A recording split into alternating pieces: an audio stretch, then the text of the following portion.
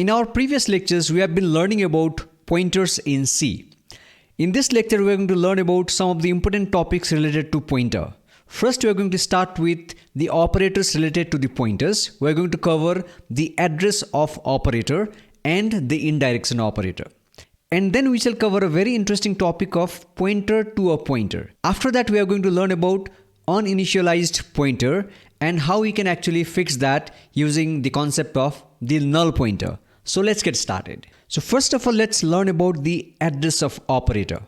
Now, address of operator, we have already seen it in our previous lectures, is represented by the symbol ampersand. Now, to demonstrate this, let's take an example. We have declared one variable a, so I write int a. So whenever I perform int a in the computer's memory, a would be allocated some space. Let's assume in the memory it occupies the addresses 1000, 1001, 1002 and 1003, total 4 bytes. So here I am trying to assign the value 5 to the variable a.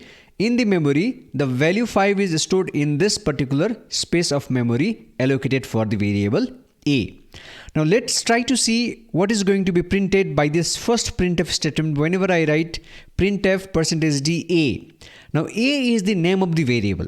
Whenever I write a, it means the content of the variable a. So what is there inside this box a? So inside this box there is this value 5. So it is going to print the value 5.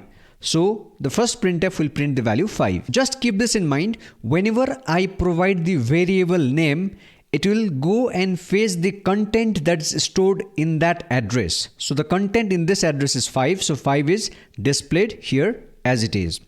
Now let's go to this printf, second printf, wherein I'm actually trying to print the address of a. So I'll write ampersand a.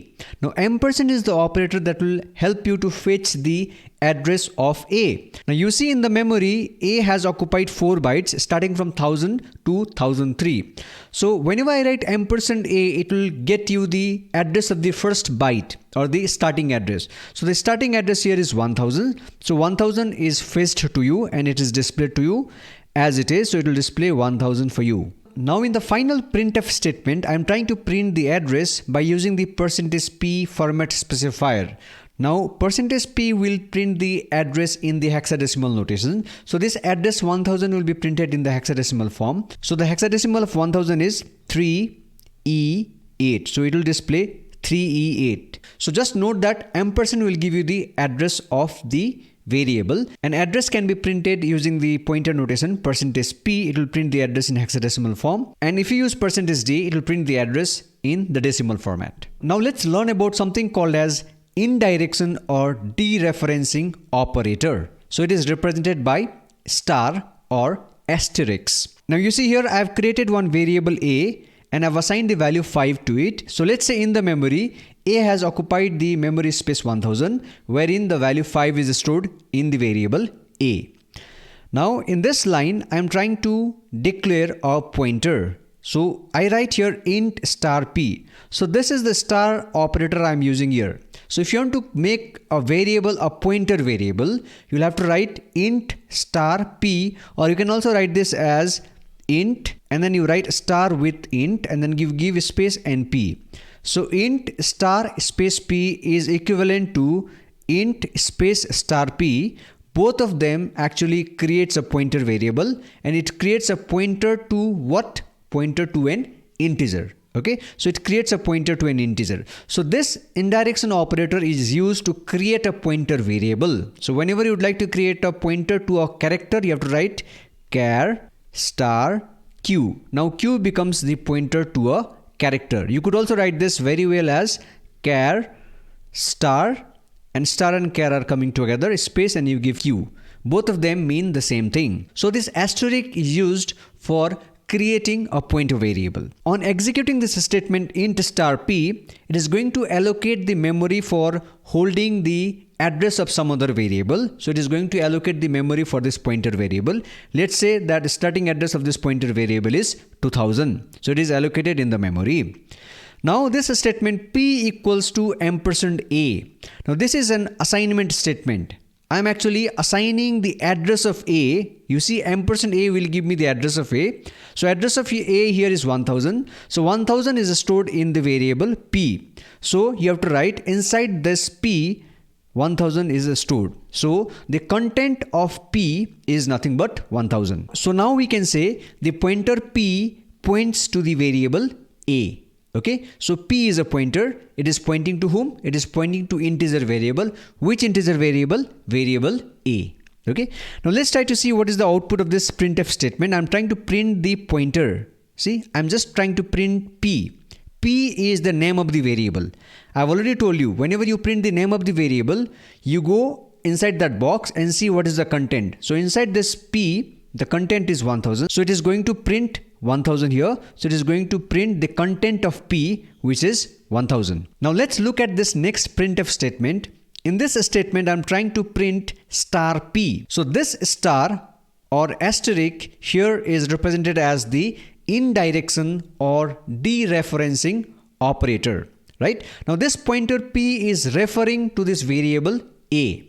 Now whenever I apply dereference operator, what it is going to do is it is going to print the content that it is pointing to. It is pointing to variable A, so it is going to print the content of A. So the content of A is nothing but 5. So how it works is very simple. Whenever I write star P, first it will see what is there inside P. Inside P there is this address 1000 stored, and then it will follow this address and go to this address location. It will go to the address 1000 and see what is the content in that address. In that address the content is 5, so 5 is displayed. So star P will print the value 5. So star P is equivalent to A. If you print A, you get 5. If you print star P, you get 5. You are referring to the same location. Now let's try to perform this operation, right? I'm trying to do star P plus 10 and then store that in star P. Is it allowed?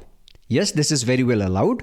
So whenever I write star P, we have already seen star P is nothing but A. Okay, so whenever I write star P plus 10, it is as good as A plus 10. What is A? A is 5. What is A plus 10? A plus 10 is nothing but 5 plus 10. 5 plus 10 is nothing but 15.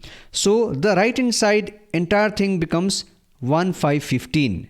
And then 15 is stored back in star P. What is star P? We have already seen star P is nothing but A. So star P refers to A. So in A, the value 15 is stored. So this value 5 would now be overwritten, and then the new value 15 would be stored in this variable A.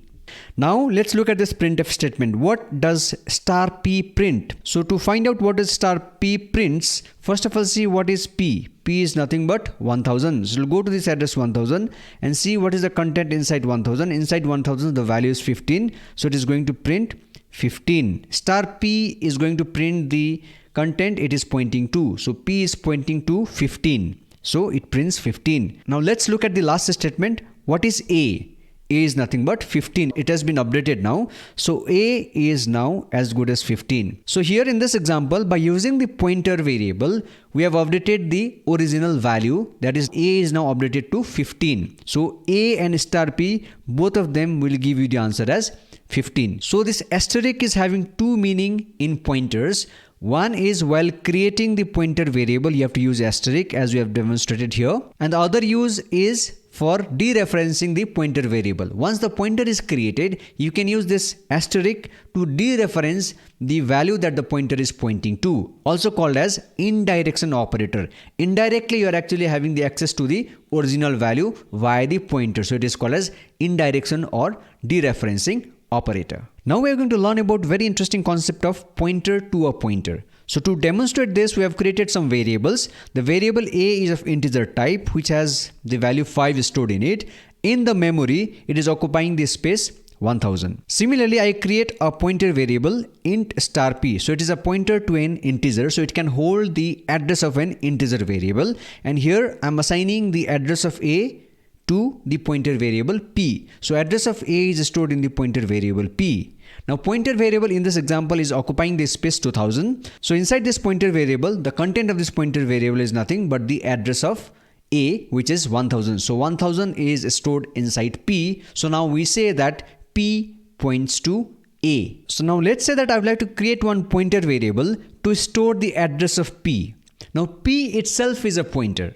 So if I want to store the address of P, I need a pointer to a pointer. Now to create a pointer to a pointer, I write int asterisk asterisk q. So it is now going to create a variable, pointer variable, right? Now what is the type of this pointer variable? The type is, it is the pointer to a pointer. Okay, so it is going to occupy the space. Let's say it is occupying the space 1024 in the memory, and in this pointer variable I'm storing the address of another pointer variable, that is I'm going to store the address of P. So I write equals to %P. So the address of P, which is 2000, is stored in Q. So I say Q is now pointing to P, and P was already pointing to A. So P becomes the pointer to an integer A, and Q becomes a pointer to a pointer. Pointer to what kind of pointer? Pointer to integer, because P is a pointer to integer. So it's a pointer to a pointer. So now let's try to predict the output of following printf statements. Okay. So first of all, I'm trying to print A. A is the name of the variable. So you have to go into this memory location A and see what is the content of this. So content of this is 5. So 5 is printed. Next printf statement, I'm trying to print P. So you go to this variable P and see what is inside P. Inside P there is address of A stored 1000, so it is going to print 1000. Now in the next statement it is printing Q. What is Q? Q is a variable. Now whenever you are printing the variable, you go into that variable memory location, see the content, it will print the content. So it is going to print 2000, which is nothing but the address of P.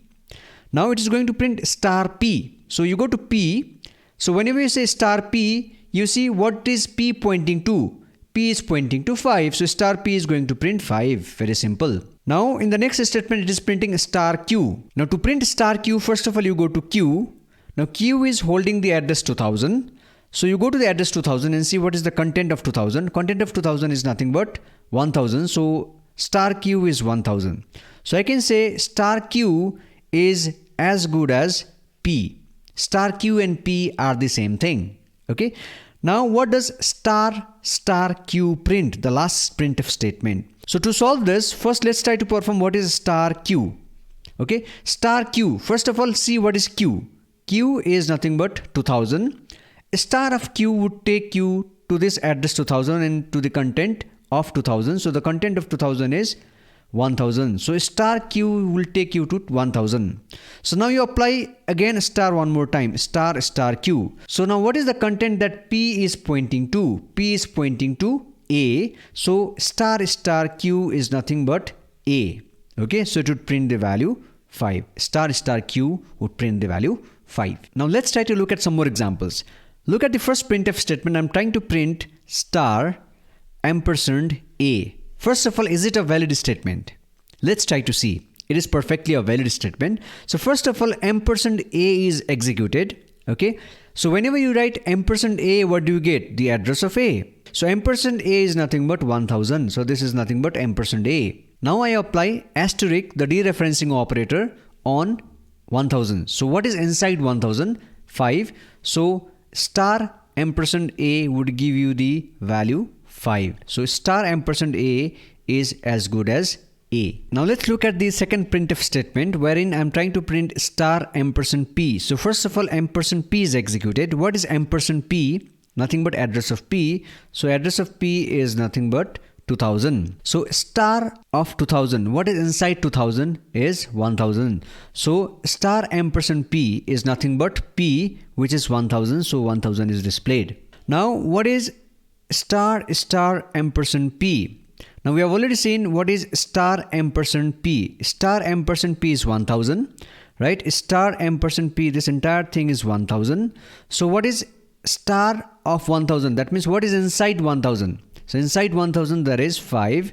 So star %P is nothing but 5. So star %P is as good as star P, which is as good as A, which is 5. Okay. So how did I do that? Is very simple. Star %P. Okay. So you can just assume that this star and this ampersand will cancel each other. Okay, because this is the referencing and dereferencing. Okay, so they cancel each other, so it becomes how much? It becomes star P. So what is star P? P is pointing to 5, so it will print 5. Star P is nothing but A, so it will print 5. Therefore the answer is 5. Okay, similarly, what is this one? Star ampersand q. So first of all, you find ampersand q. This is ampersand q. Ampersand q is nothing but 1024. Okay, so ampersand q is 1024. What is a star of 1024? So let's apply the first star. So this is what you get once you apply the first star. You go to 2000. Okay, now you apply the second star. You apply star on 2000. What is the content of 2000? Okay, so if you apply the second star, you reach to this, the content of P, which is 1000. Now you apply one more star. What is star 1000? So star 1000, what is inside the address 1000? Inside the address 1000, you apply the third star. Star 1000 is nothing but 5, so it will print 5. You can also predict the output for this way. You write star ampersand q. You cancel out this reference and dereference together. Okay, so you have 2 stars and q, so you have star q. Okay, so now you can see what is star q. What is q pointing to? Q is pointing to 1000. Star q is nothing but p. Star q is p, so it becomes star p. What is star p? So first of all, what is p? P is 1000. Star p is nothing but a, which is equals to 5. Therefore, you get the value 5. Okay, so this is how referencing and dereferencing works. Now let's try to understand this very important concept of uninitialized pointer. So to demonstrate this, let's say we are having this program called as pointer.c. Let's say in this program pointers.c, there are these 2 statements available. Now before we move on, we have to talk a little bit about the computer's memory, the primary memory. So this is the layout of your computer's memory shown here. Now whenever your program is running, your program would be allocated a segment. So let's say your program pointers.c is allocated this segment as shown yellow in color. Okay, the segment starts at the address 1000 and it ends at the address 1023. Similarly, there can be some other program running and it will be there in the RAM. Let's say there is one program 1, which is shown red in color, which is starting at the address 992. Let's say there is one more program 2, which is occupying the space in the RAM. Okay, let's say it is occupying the space starting from the segment address 1024. Now your operating system will decide and allocate the segment for you. Now segment is nothing but the portion of the RAM that is given to you. All your codes, all your variables would be stored in that segment. Okay, you cannot go beyond your segment. All your variables should and must reside in the segment that is allocated to you. It is similar to the land we occupy or own. We can only build our houses in our own land. You cannot build houses in someone else's land. If you try to build houses in someone else's land, you will be caught by the police and you may be put behind the bars for doing this fault. You cannot do the constructions beyond your land. Similarly, the segment that is being allocated for your program is for you, right? All your variables must reside, all your code must reside in that particular segment. Now let's look at this example. I've written int star pb and I've directly written star pb equals to 15. Now if you observe this closely, the pointer pb is an uninitialized pointer. It is not holding the valid address of a memory location. We have not assigned the address of any variable to this pointer variable. So this kind of a pointer is an uninitialized pointer. Now what would be inside this pointer? Now this pointer will be obviously be allocated. It will be occupying the space in this segment of your memory. So let's say it is occupying the space 1008. Now 1008 belongs to your segment. Your segment starts from 1000 to 1023. So 1008 belongs to your segment. So it will be allocated the memory in your segment. 1008 is the memory allocated for PB. Now what would be stored inside PB? I have not assigned any address to PB. So PB may hold some random garbage address value. Now there is a problem here. As PB is holding a random address, that random address may belong to your segment. If that random address belongs to your segment, that is, we call it as a legal address because you are legally on your own segment. Let's say it is occupying the address 1004. Now 1004 is the legal address for you because 1004 belongs to your segment. But what if you occupy the space of some other program? Let's say you are occupying the space 992, which belongs to program 1. Right? Now this 992 is an illegal address. Because this address is random, it can be 1004 also, it can be 992 also, it can be any other address. Okay? So there are 2 cases you can fall into. The first case is the random address may be a legal address in your segment. Now in that case, there is an issue because if this is a legal address, what is going to happen is that in address 1004, you may be storing some other variable. In 1004, let's say you have stored the variable a, which is having the value 5. That is very much possible, right? So in that case, you are actually getting the address or the valid address from your segment, but you are getting the address of some other variable. So now it is very much possible to modify the variable a using pb, right? Now that is not valid, isn't it? You are actually having the unauthorized access of a, right? So this also sometimes creates a problem. Even if it's a legal address, it may cause a problem because legal address may be the address of some other variable. In that case, you will be accidentally modifying that variable, which is not good. Now the next case can be you will get an illegal address. Now in this example, I get the illegal address 992, which belongs to program number 1. Now if you get an illegal address, you need not worry much because you will immediately be getting something called as segmentation fault or segmentation error that will be given to you by your operating system, because operating system will know, this 992 address is allocated to program 1. So it acts like a police in the real world and it will tell you, hey, you're doing a fault. This does not belongs to you. So it will throw you an error message. So if you get an illegal address, that's good for you, right? Because the police will come and tell you that, this is not allowed, right? So the operating system will come and tell you that this is not allowed. This is an illegal address. So it will not allow you to execute the program. But somehow if you get the legal address, then there may be some issues. You may be accidentally modifying the variables. So the bottom line is, it's not a good idea to have an uninitialized pointer. Now if you perform this operation star pb equals to 15, this may be a valid operation. This may be an invalid operation, right? This may be allowed in some of the computers. This may not be allowed in some of the computers. So it is not a good idea to have an uninitialized pointer. Now let's see if we can fix this problem of uninitialized pointer by using the concept of the null pointer. Now you may be wondering, what is a null pointer? Now to understand the null pointer in more details, first of all we need to understand what is a null value. Whenever I say null, I mean this null represented by capital letters NULL. Now in your computer's memory, there would be one specific location which would be represented by the null value, right? Let's say this yellow region in your computer's memory is represented by the null value. Now anyone in the program is free to use this address represented by null, and they can assign this address to any uninitialized pointer. Okay, so when the pointer is not assigned any valid memory address, like in this case, it is not assigned any valid memory address, we can assign the value null to it. So whenever you assign the value null to it, we say that pointer now becomes a null pointer. So now just look at this. It is int star pb equals to null. Pb is actually holding null. Now we no more say that this is an invalid location. We know this is a valid location. Now here we can guarantee that pb is not having a random address. It is storing the null. If it is having the random address, there is a problem of unauthorized access that we have already seen, or there can be a segmentation fault. Now to avoid that, if I assign pb as null, now pb is a null pointer. Now pb becomes a null pointer. Although pb is a null pointer, pb is having the valid address, it is having the address of the null pointer, you cannot perform this operation star pb equals to 15. Dereferencing in the null pointer is not permitted. So star pb is not allowed if pb is a null pointer. So this is an invalid statement if pb is a null pointer. Now let us try to improvise this program by using the concept of null. So how we can use null here? This is a very simple example. So first of all, pb is a null pointer because it is storing the null value. Okay, so pb is a null pointer. Now here you see I perform this operation, that is star pb equals to 15 only if pb is not a null pointer. So I write a check here. If pb is not equals to null, so it will check if pb is not a null pointer.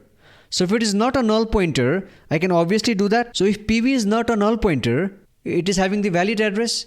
So if it is having the valid address, I can obviously perform this dereferencing operator. Star pb equals to 15 is a valid statement in that case. If pb is null, that means if pb is a null pointer, it will come to the else part. In the else part, I'll print invalid location and I do not make the access to the null pointer. I do not do the dereferencing of the null pointer. So this makes my program more secure. There are few more uses of null pointer which you are going to see in our upcoming lectures. So that's all in this lecture. So in this lecture we have learned about what is the address of operator. We have seen some of the examples on that. We have seen the indirection operator, many examples on that. We have seen a very interesting concept of pointer to a pointer, and then we have seen what is an uninitialized pointer, what are the issues with uninitialized pointer. We have also seen the concept of segmentation fault, and then finally we have seen the concept of null pointer and how the problem of uninitialized pointer can be fixed using the concept of null pointer. That's all in this lecture. Stay tuned.